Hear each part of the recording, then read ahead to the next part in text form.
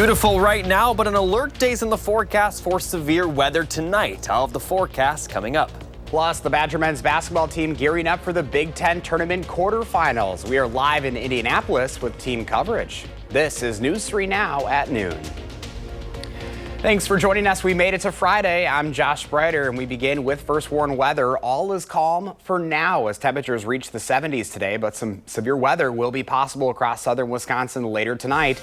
First warn meteorologist Jacob Montesano has your alert day forecast. He's out on the weather patio, and boy, it's a little bit of a tease of summer-like conditions out there.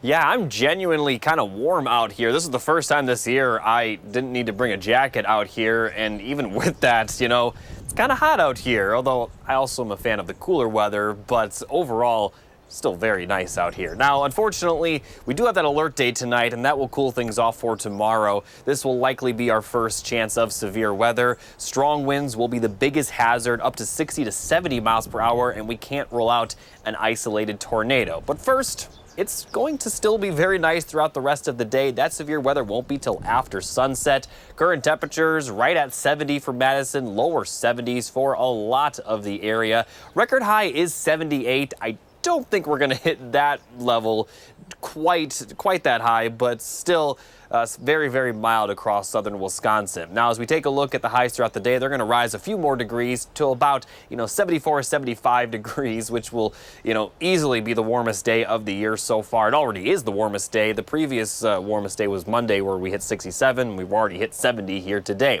Now, as we take a look at the 24-hour temperature change, it was mild yesterday, but even with that, 15 to 20 degrees warmer. Now, we also are dealing with some winds. Sustained winds are up near 20 miles per hour for a lot of the area.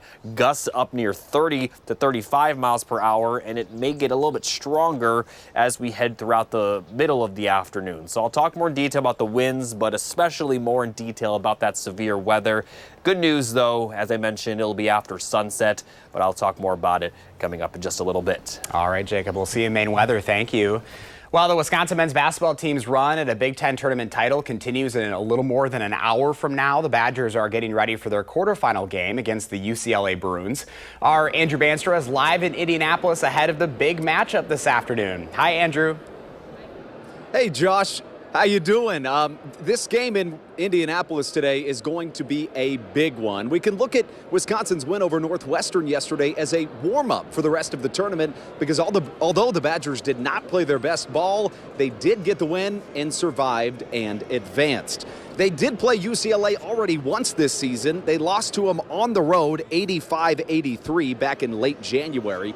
In that game, we can look at a key for today's game because in that one, the big man for the Bruins, Adam Mara, scored a season-high 22 points, and we know that's been the Achilles heel for Wisconsin defensively, is stopping opponents' big men from scoring a ton of points. The X factors on offense for Wisconsin are going to be all about the Johns. John Tonje and John Blackwell have been the best players for Wisconsin this season, and we're going to start with Blackwell, who we expect to be aggressive early and often. Tonje to be the closer. Now, if the Badgers can get the win, they'll play the winner of the game that's going on right behind me right now, Michigan State and Oregon. And Josh, there's a whole lot more Badger red in the crowd than we're seeing Bruin blue, so the good news is this is going to play more like a home game today here in Indianapolis. And I'm sporting my Badger red here back in Madison. Go Bucky! Andrew Banser live in Indianapolis. Andrew, thank you. And back here in Madison, fans are also getting ready to cheer on Wisconsin as they look to gain some momentum heading into the NCAA tournament next week. Our Tadeja Shah is on the Badger beat once again. She's live at Union South with how fans are feeling right now. Hi, Tadeja. Hey Josh, I also have on my Badger red and I'm here on campus at Union South. As you can see behind me, fans, it's actually on a commercial, but fans are watching the Big Ten tournament right now. And, people are around this area are studying and watching the game. But I have two UW students who are, supporting the Badgers. So let's chat with them really quick. This is Justin and this is Bo. So they're really excited. Okay, so first of all, tell me, how do you think this game will play out against the Badgers and UCLA? Man, so UCLA, they took the dub last time by 2, but they're not going to beat us again. Okay. So that's how I think it's going to play out. We're going to take that dub. All right. Do you have any score predictions? Score predictions, it's going to be 75-64. Okay. Cap, it's going to be 70-0. We winning. We're winning. We're taking the W home, though. Bro.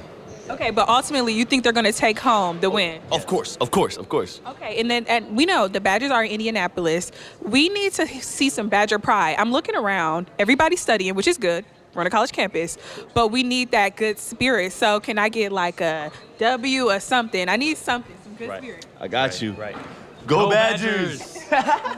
Okay, perfect. So go Badgers. I'm going to be here all afternoon getting that reaction. And Josh, hopefully they do win. So hopefully, I'm at a positive, place with students and fans just celebrating with them. And I'm going to send it back to you. I have some more, conversating to do to make sure everybody's cheering them on from Madison.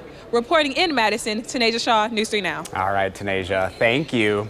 In other news this afternoon, the Wisconsin Department of Justice is investigating an officer-involved crash that killed one man. It happened March 2nd during a car chase that started in Iowa County and ended in the town of Blue Mounds. An Iowa County deputy attempted to pull over 28-year-old Bo Johnson of Platteville, and Johnson allegedly did not stop, leading to a chase. A state trooper also joined the chase, which ended in Dane County when Johnson crashed. He died at the scene. Mount Horeb Police and the Dane County Sheriff's Office are assisting the DOJ in that investigation. They say all involved law enforcement are fully cooperating. Right now, the 19-year-old suspect who police say shot a 16-year-old girl is facing criminal charges. Javon Rufus is charged with second-degree attempted intentional homicide. That's after a teen girl was shot in the shoulder. Sun Prairie police say the case remains active. Rufus is currently being held at the Dane County Jail. President Trump is threatening more tariffs this afternoon, even as concerns grow that the trade wars will lead to an economic slowdown. As Tareen Small reports, it comes as the Senate is expected to vote today on a bill to avert a government shutdown. Wall Street opened higher Friday following a rough day Thursday when the S&P fell to its first correction since 2023 amid uncertainty over President Trump's trade policy. The president has downplayed the recent volatility. There'll be a little disruption, but it won't be very long. In an interview with Fox Business, Commerce Secretary Howard Lutnick signaled that the U.S. tariff schedule for next month could target cars beyond ones from Canada, Mexico, and the European Union. We buy so many cars from Japan, from Korea, from Germany, right?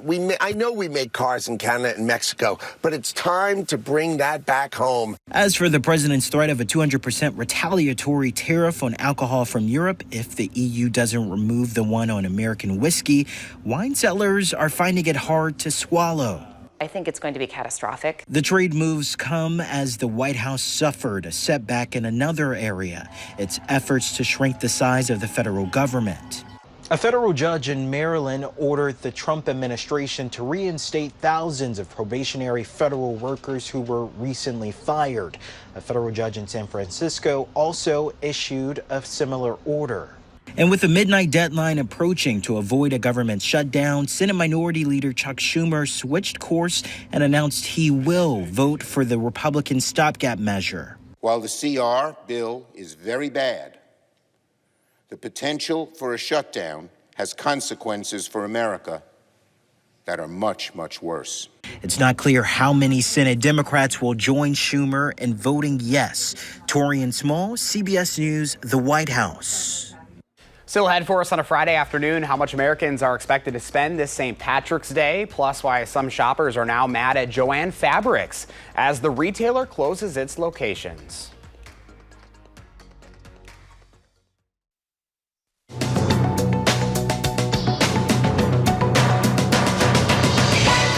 The Trump administration has appealed at least one of two separate judge rulings ordering it to reinstate fired probationary workers at some federal agencies. It comes as the U.S. Postal Service says it expects around 10,000 employees will voluntarily leave under an early retirement program over the next 30 days. Meanwhile, Johns Hopkins University announced it will lay off more than 2,000 workers due to loss of USAID funding. Shoppers are taking to social media to air out frustration that Joann is no longer accepting gift cards. The 8-decade-old fabric and crafts retailer is closing all of its locations after filing for bankruptcy for a second time in January. The company said the cutoff date to use gift cards was February 28th. Depending on the state, some gift card holders may be able to file a claim in order to receive their funds back. That's according to giftcards.com.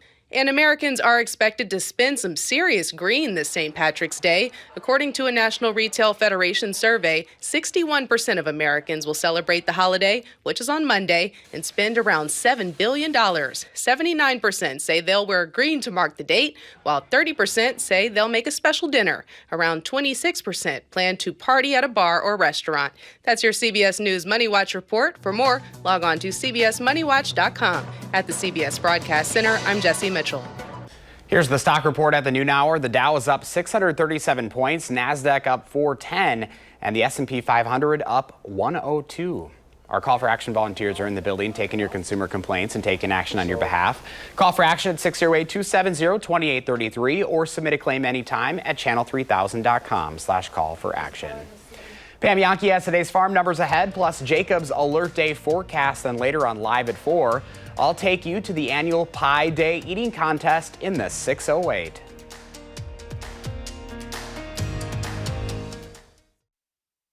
Let's check in now with Pam Yankee from the Midwest Farm Report on a Friday afternoon. Boy, I hope you've had a chance to step outside. It is beautiful outside.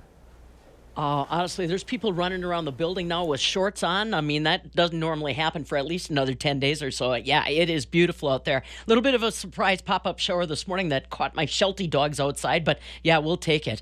The weather is not yet an influence in the marketplace, but you give it time, it sure will be. I'll tell you, we're hoping for beautiful weather for our friends in Crawford County. They are getting ready to host the selection process for the 78th Alice in Dairyland. First time Crawford County has had the opportunity to host the big event. They are going to be going through the final phase of interviews and visiting some of the special agriculture elements in Crawford County coming up in May. Take a look at the 6 finalists. We've had a chance to get them all in front of you now. Allison Foster is from Waupun. She's currently working at Grande Cheese as a food scientist, where she's working on the cheese-making process and making new products. She's a graduate of UW-Platteville. Michelle Stangler from Watertown grew up on her family's dairy farm. She's a graduate of UW River Falls, very involved in agriculture communications and keeping the messages positive about production agriculture.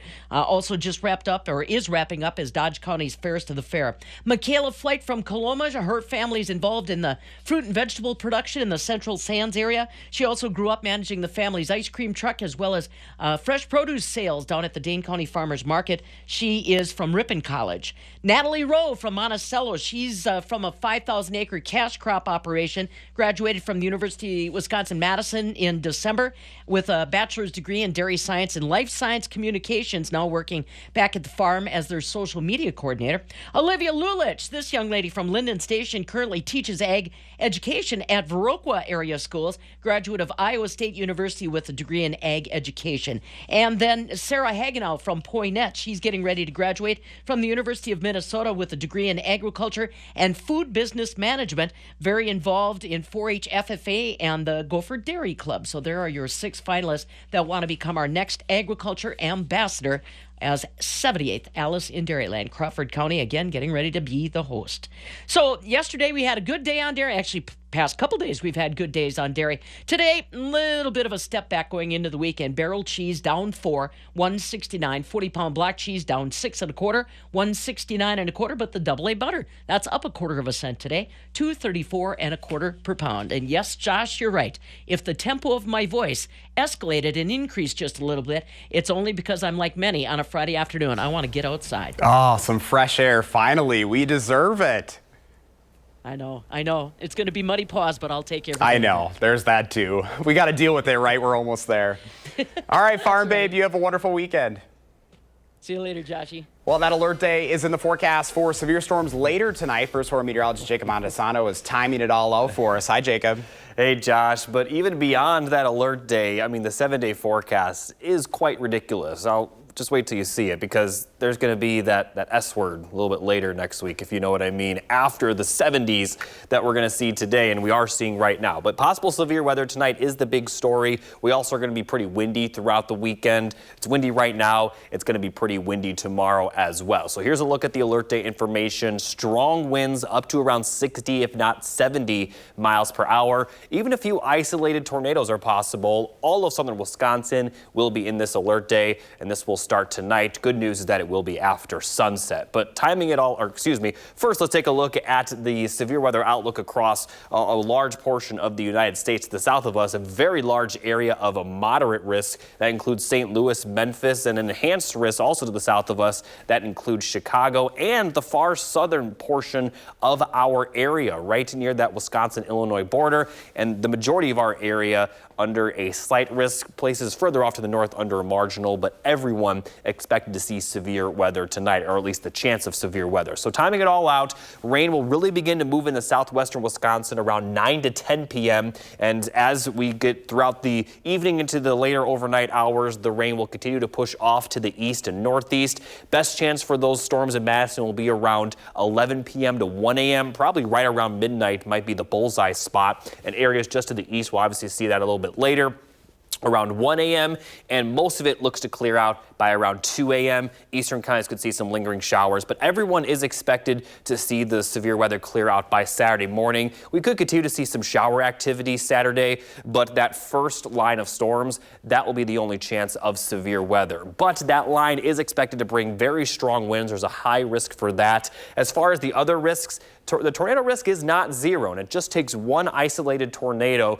to create a lot of damage. So definitely stay tuned to News 3 Now during that time frame. Again, around 9 p.m. to 2 a.m. across our entire area will be the timing of this system. Also a minor hail risk. And as far as flooding concerns, there is a small risk for that just because the rain will be very heavy for a short period of time. But it is very dry out there, so I don't expect to see a lot of flooding issues. Now, as we take a look at the wind gust forecast, it's going to remain very gusty today, especially during those storms where we could see gusts up to 50 miles per hour. Embedded in the storms, though, as I mentioned, up to 60 to 70 miles per hour. But even after that severe weather passes, it's going to remain windy for Saturday. And notice the winds are still going to be out of the south to start Saturday, but later in the afternoon, they're going to switch and they're going to be out of the west-northwest, and that's going to continue into Sunday, and that will bring in cold temperatures for Sunday before they do warm up for Monday and Tuesday. However, I do need to talk about next week's system.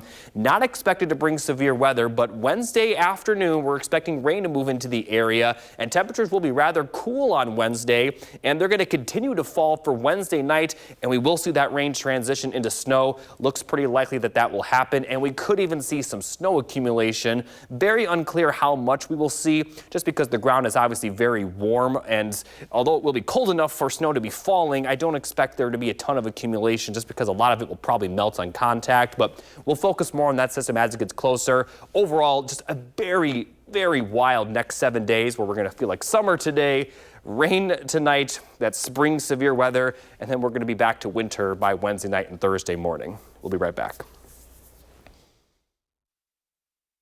It's March 14th, a day that some call Pi Day.